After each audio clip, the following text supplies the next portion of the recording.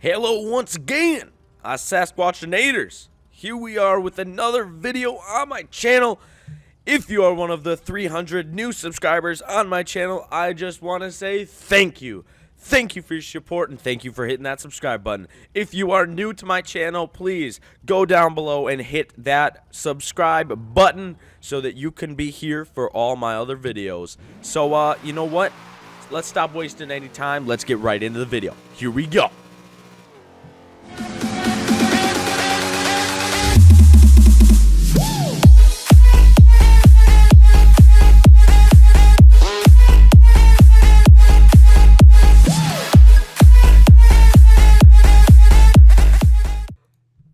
Welcome back to the channel. Today we're going to be going through a little bit of a conversation street type of deal. I just want to say real quick before the video starts, thank you for getting me past, or surpassing you could say, 300 subscribers. I think that we passed it about 2 or 3 days ago, and I really appreciate you, man. If you guys are not subscribed to the channel, be sure to, hit me up, go down below, and toss a button on that subscribe button. Subscribe to the channel so you can see all of my future videos. So let's just get right into the conversation. Today, we're going to be talking about Forza Horizon 3 and the mistakes that whatever the people, Playground Games, my bad, made about making that game. I do have my little cons list right here, piece of paper. I got a couple things, little points so I don't get off track too bit. But first thing we got on my cons list that I really pushes my buttons about Forza Horizon 3 is they do not have a lot of playground areas. And if you don't, I'm not talking about like playground like little grade school, toss it out on recess on the playground. Not that stuff. I'm talking about like playground, like, the dock section on Forza Horizon 2 and the stuff like that. You know what I'm saying, dog? And so Forza Horizon 3 is really lacking. Excuse me. It's really lacking in this respectable area because then again, there are no areas really that are playground areas, except for that little part at the top of the map by the city that's got like the unfinished building. Like that's literally the only part. That is the only part that is good for goofing around with friends and drifting like in some crazy stuff. And half of it's dirt. Half of it is dirt, and dirt is bad. Nobody wants dirt. Nobody wants dirt. Everybody wants asphalt because asphalt leads to drifting. Drifting is life. Next con that we have on my piece of paper is paved roads. Now, like I was just, ranting about, we need paved roads, dog. Forza Horizon 3 is doing us so dirty, bro. They are literally going so hard with those dirt roads, and it's tiring. It's getting on my nerve, dog. I'm literally driving around Forza Horizon 3, right? And I'm like, oh yeah, look at me in my drift car, bro. And I literally have to go around and do the same exact drift sections as I always do. Literally, I swear, I've done that one drift section where you go up and down that hill maybe about 1,000 times because there is no other place to drift. Maybe if Forza Horizon 3 and Playground Games would actually add some asphalt roads into their games, maybe that we would have more drift sections. But no, they had to take some of the best roads. For example, the road in Blizzard Mountain. If you don't know what Blizzard Mountain is, it's a DLC for Forza Horizon 3. There's a road on the right side that literally is just a back and forth, like weavy road, which would be perfect, dog. Perfect for drifting. But no, they had to put it with dirt and snow. I'm not complaining about the snow. I'm complaining about the dirt. The dirt is what kills drifting.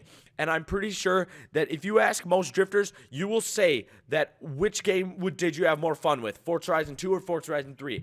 And the only reason that any of them will say Forza Horizon 3 is because of the customization of the cars. Because Forza Horizon 2 had so many more and better drift zones, just everything. Every freaking road in Forza Horizon 2 is driftable. Every single road. Sorry about I just hit my mic. But every single road. In Forza Horizon 3, no. Half of them are dirt. I swear that 450 some roads in Forza Horizon 3, half of them are dirt. It's pointless, and they need to fix that with their next DLC. If they come out with another, like, map expansion and it's dirt again, I will literally just drop this game and start going back to Forza Horizon 2 because it is pushing my buttons. Next con on our list is hills. Now, in Forza Horizon 3, there are not a lot of hills, okay? There are dunes. There are sand dunes, and there are, like, dirt hills, right?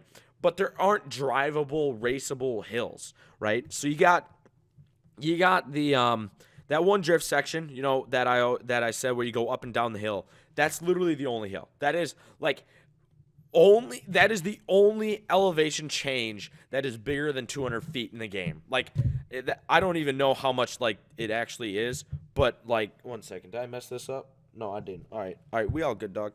But there, like, in Forza Horizon 2, there were a couple. There were some in the cities, in all three of the cities, the main cities. There were one drift zone that was like elevation change, and it was just so good. It was just so good. Like, Forza Horizon 2 is literally the best game that Forza's ever made, and it's just, if you gave us Forza Horizon 2, right, like the physics and stuff, more customization and a bigger map, just expand the map for Forza Horizon 2 to have more drift roads like it already does. Literally the best game ever made. I'm not even joking. Next one I have, which is kind of a repeating one, is not a lot of drifting, which I've gotten into. And so we don't really need to go over that. So we'll skip to the next one. The next one is no Volkswagens or Porsches. Excuse me.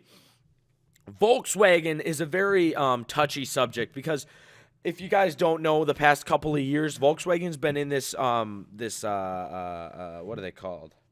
What do you call it when you sue people? Whatever. Some people are suing them because their cars aren't performing for the environment as well as they said they would.